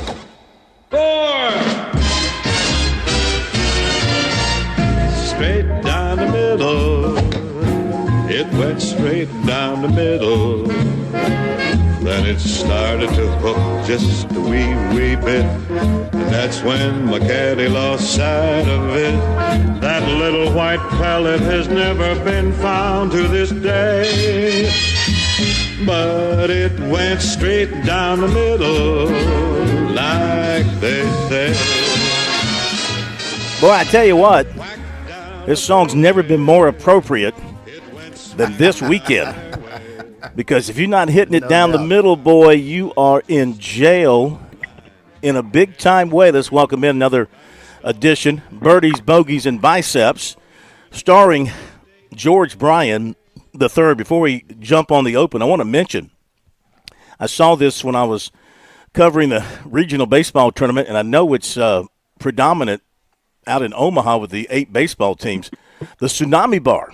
I saw the baseball guys carrying the Tsunami Bar, the pitchers in particular, carrying the Tsunami Bars from the dugout to the bullpen. I'm sure they've made their way out to Omaha with those 8 teams, Coastal Carolina being one of those teams out there. So shout out to the Tsunami Bar, which we talk about a lot from a golf standpoint, George, but very important from a baseball standpoint. Well, in the industrial strength world has known about this technology for a while. So it was invented in the Clemson weight room, primarily. David Abernathy, co-inventor, was assistant strength coach for Coach Batson. And it was invented for the lineman. Abs is, and that's David Abernathy, about 6'5", in the neighborhood of 320. So he's a big boy. Yeah. But here's the thing, the technology is almost magical when it comes to the eye-hand coordination. It's safe, and even though it's invented for football players, there are I call them limbs or branches that, like baseball pitchers, basketball, swimming, soccer, there's something out there for all the athletes, and most of the college, like I call it, industrial strength colleges, professionals, they know about the technology, and they're the ones that have it. This spot is just about the only spot using this format that we've been talking about it for over a year now. So it's time for what I call everybody to know about this magical technology, because it's safe. It's actually fun if used in a certain manner. And and when it comes to any life, that heart rate, Vince Vismara says, hey, he didn't know anything, and he's a cardiologist on our advisory board. He didn't know any technology that he's used that he can invest a little bit of effort to get a great cardio output return. So it gets that heart up. It's kind of fun. It's safe. There you have it. Well, I'm sure if some of these golfers had a Tsunami Bar with them at Oakmont, they might take it and wrap it around a tree, because it's brutal out there, George, as we have wrapped up. Well, we're just about wrapped up day 2. There's just looks like maybe a handful of guys still out there, not many. But there's only going to be 3 under par going into the weekend. Sam Burns, he's in 65, 3 under. J.J. Spawn hanging in there, 72. He's 2 under. Victor Hovland made a move, 68. He's 1 under. That's it. Then it's Adam Scott, even. Ben Griffin, even. Victor Perez, +1. Thriston Lawrence is on the course, +1. He's got 3 more holes to play, which for him will be the 7th, 8th, and 9th. And then Russell Henley, he's there at 2 over par after a 72. Brooks Koepka, he's now in at 2 over par after a 74. Siwoo Kim is 2 over. Thomas Detry is 2 over. And then let me hit a few other to mention. John Rahm is 4 over after 75. Scotty Scheffler is 4 over. And, I mean, these numbers for these guys don't sound good, but they're still very much in the tournament. Jordan Spieth is 5 over. Roy McIlroy bounced back with a 72 today. He's 6 over. Andrew Novak is 7. Lucas Glover is 8. Phil Mickelson is playing the last hole. It'll be his last of the tournament. He's plus 8. Jacob Bridgman, 10. Dustin Johnson, 10. Frankie Harris, bounce back, 79-71. Plus 10. Trent Phillips, plus 10 with a pair of 75s. Bryce DeChambeau, plus 10 after a 77 today. Justin Thomas is going to miss the cut at plus 12. Brian Campbell at plus 17, playing with one more hole to go, and the cut is going to come at plus 7. So wait a minute. Let me back up here for a second. Before I speak too soon. Phil Mickelson, if he can birdie, he's playing the 18th. If he can birdie, he'll finish at plus 7. He needs a birdie to make the cut as it stands right now at plus 7. And then George, not to pick on anybody, and not to pick on the name George, but George Dwamanis from the University of Virginia, who actually made the cut at the Myrtle Beach golf tournament. So he played all 4 rounds there. Plus 35, 86-89 for young George, 86-89. So your thoughts on all those numbers? Well, that's in an event like that, it's really difficult to draw out and help folks understand just how hard it is. And to make a cut in a PGA Tour event is incredibly challenging. And so the key thing about George, who did finish in 156th place. Do you know him? He played. I do not. Okay. I feel like I do and I should, but I just don't. Namesake, got to be a cool guy, though. And so he's in the U.S. Open. Well, he's not in it anymore. Yeah. He can go practice tomorrow and Sunday. And just to get there is phenomenal. And I know we can sit here and talk about the scores, and we can try to emulate what it could be like. But it is almost unfathomable. Unfathomable that we, as average and ordinary players, typically just have no clue how hard it is. and these players, from what I saw, and I watched a pretty good bit today, I saw probably less frustration than most of the other U.S. Opens I've had a chance to watch. In fact, being on site in 2017 probably was where I made one of my greatest discoveries. And Aaron Hills was brutal, tough. But I don't think it was anywhere near as hard as what we saw today on TV. Yeah. Roy McIlroy had a little emotional flair. I think he converted a tee box into some firewood, maybe it looked like to me, and some kindling. He turned one of them into, I think it was, I can't remember, maybe the 16, 17. And I don't know. He looks like he's on the inside of the cut. He got fired up. Well, he bounced back from yesterday, and as I mentioned, he is tied for 47th. He moved up 15 spots. Right now he's inside the cut line at plus 6, 74-72. I mean, plus 6, he's 9 shots back. But, on this course, I mean, about 4 under is going to be maybe the max, 4 under, 5 under. And I suppose to get some rain there over the weekend from what I saw. We'll see how that affects things. How do you think that will affect things? Because the ball, I mean, is it more difficult for the golfers on that course when it's dry and hard and the ball will run in the fairway and run through the fairway and into that rough and you're dead meat? Or is it better when it's been raining and the course is wet and maybe the ball doesn't roll as far and you can avoid getting into that thatch? Oh, there's no question.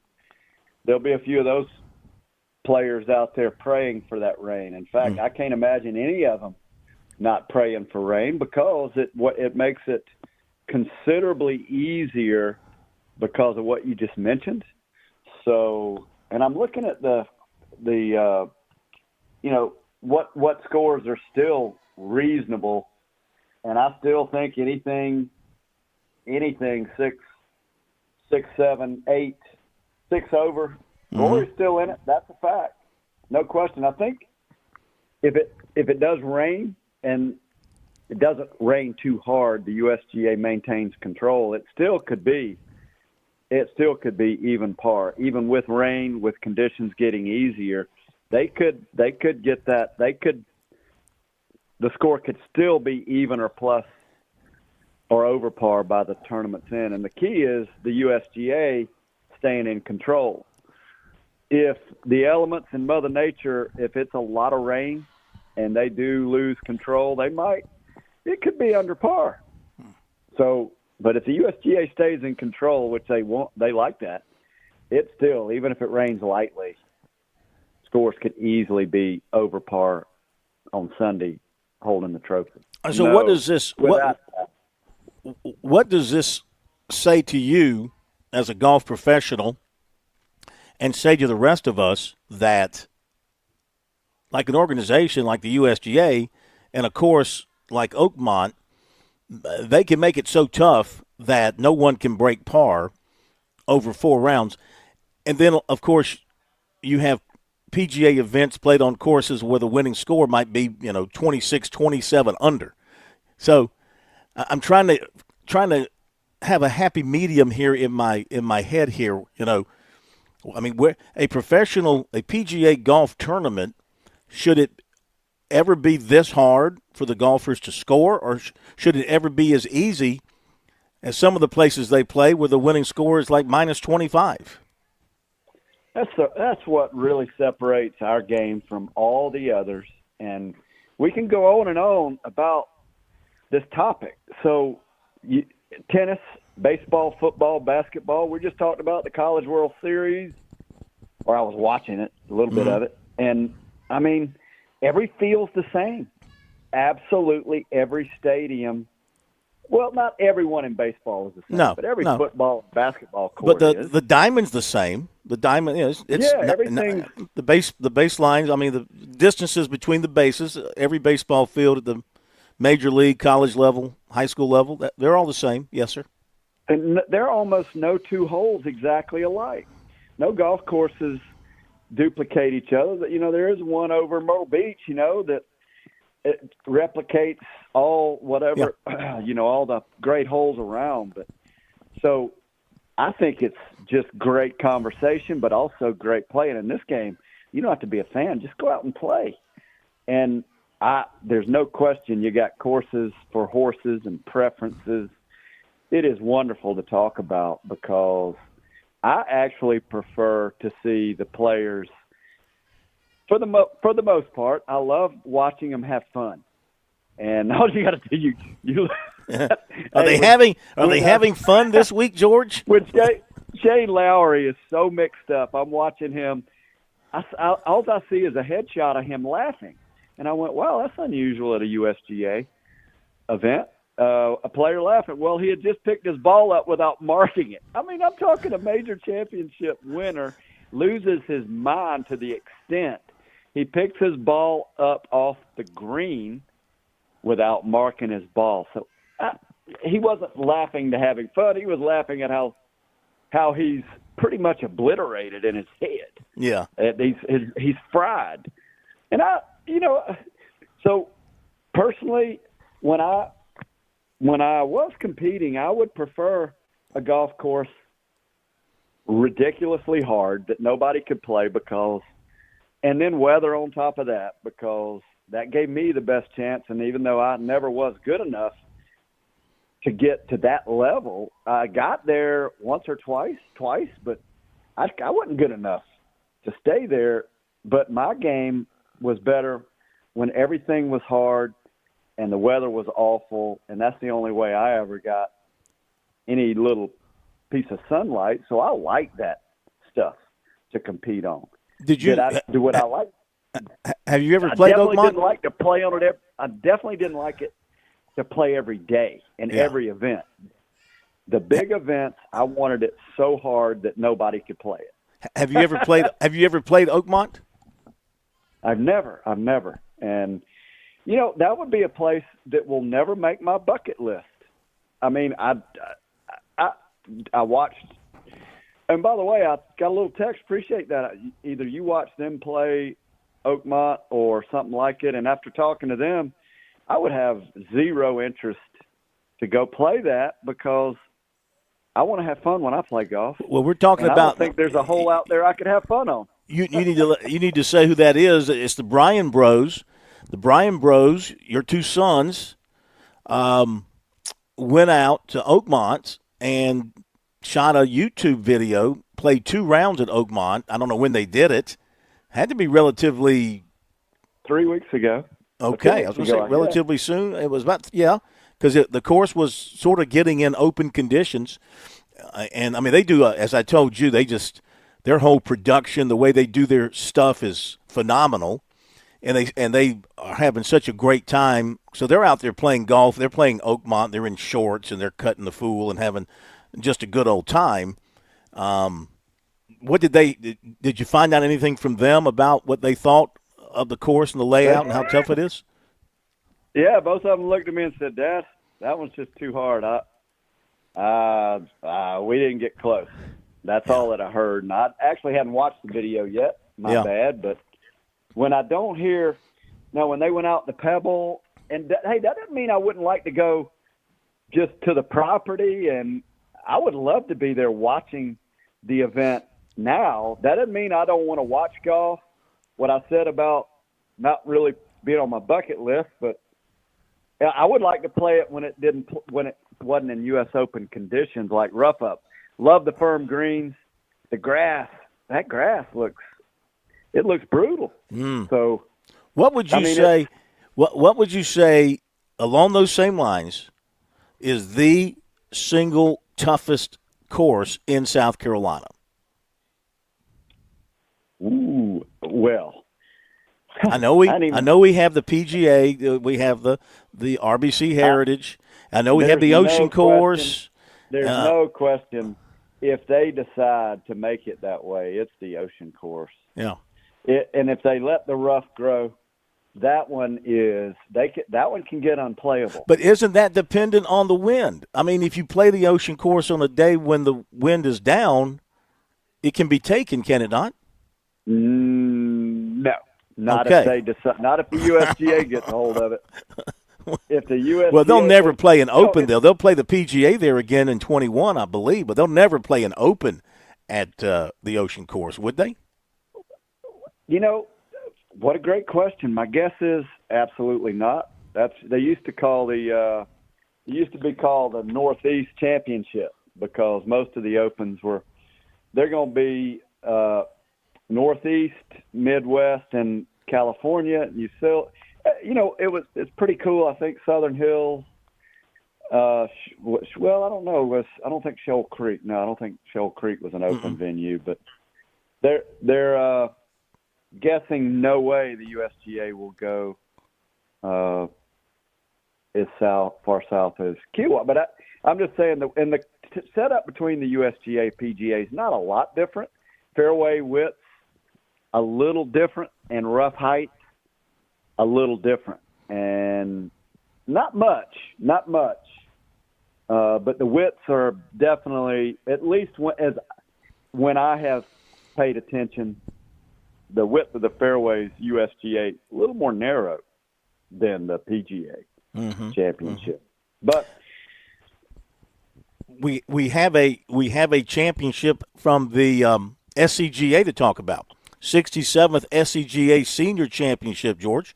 This was in Aiken earlier this week on June the 6th, playing at Woodside Country Club in Aiken. They had a playoff. Eddie Hargett of Okatee and Mims Liner of Irmo finished at 3 under par, 213, had a one-hole playoff to determine the champion. Hargett won the title with a par on the playoff hole. Liner finished as the runner-up. I'll give you a couple of the others on the leaderboard so you can comment on any of these guys that you know. Thomas Kennedy finished third. He's from Aiken, finished at 2 over. Stan Sill of Spartanburg, fourth at 4 over. And tied for fifth, Dean Nance of Greenville and Robert Dargan of Columbia, +5, finished tied for fifth. Your thoughts on these guys? Well, all of them, know each of them except for Nance, Coach Dargan. We've had him on the show. Hall of Fame high school golf coach, lefty, as is Stan Sill, and the champion. Just talked to him recently. Oh, they're all good players for a long time. Mims Liner, Orangeburg, lots of golf. Back a few years ago with those individuals, every one of them are exceptional. And, hey, congratulations to Eddie Hargett. You said Mims Liner finished second. Repeat who finished third. Thomas Kennedy. That's Mr. USGA, Thomas Kennedy. That he attempted back. We got to go back 15, 20 years ago. He qualified for about every USGA event he signed up for. So we had a name for him. We talked about him on this show for years. We called him Mr. USGA. So I'm glad to see he's playing great again. And these and at Woodside, although I haven't been there in a few years, what a wonderful golf course. And Aiken, that's a golf mecca for South Carolina. No question. Home of many great golf courses, including Palmetto.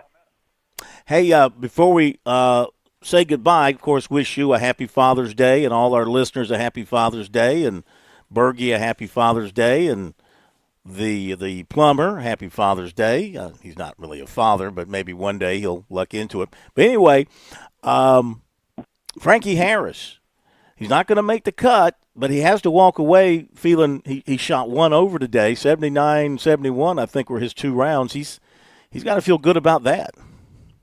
Oh, and he did. Wasn't he fun last week on the show? God, and it's fun. He's fun to watch. I know he's proud of those scores. I know he also wanted to make the cut. So and my guess is he's going to play in a lot of these events. And what I've noticed, once you figure out how to get into one, you do it again. So yeah, he's young, strong. Love the interview, and like I said, I'm guessing he's going to play in a number of these. We'll be talking about him for years to come. So congratulations, Frankie. No question. George, I'll let you put it out. Yes, sir. Well, I wish you a happy Father's Day, and all those out there listening. It's a great game. I hope. I've talked to a number of people, father, son. Hey, how about this? Grands. 3 generations playing together. So I'll go ahead and let you enjoy your weekend. Tee 'em high, shoot 'em low. Happy Father's Day to all. That's a great point, George. Great way to finish. Yes, fathers and sons and grandfathers playing golf together. Absolutely. Happy Father's Day to you, my friend. Okay, Bergie, happy Father's Day to you. I know you don't have the 2-legged variety, but you got the 4 legs. Yes, who has spent most of the day today in the bathtub because of the thunderstorms here in Florence. So it's been a tough day for Finn. There's no doubt. I have not seen my son all that often today, but happy Father's Day to you and my dad and all the dads out there. Hope you have a great weekend. Enjoy the golf. By the way, Louisville and Oregon State, you want to see a good old-fashioned pitchers duel at the College World Series. They're in the 4th inning, and Louisville just got their first 2 base hits of the game. Man. I mean, I thought there'd be a ton of runs scored in that game. Not at all. It has been dominated by the pitchers. Combined 13 strikeouts between the two staffs already. Wow. All right. Thank you, Plummer. Great job holding things together. Thank you, everybody. Happy Father's Day. We'll see you Monday.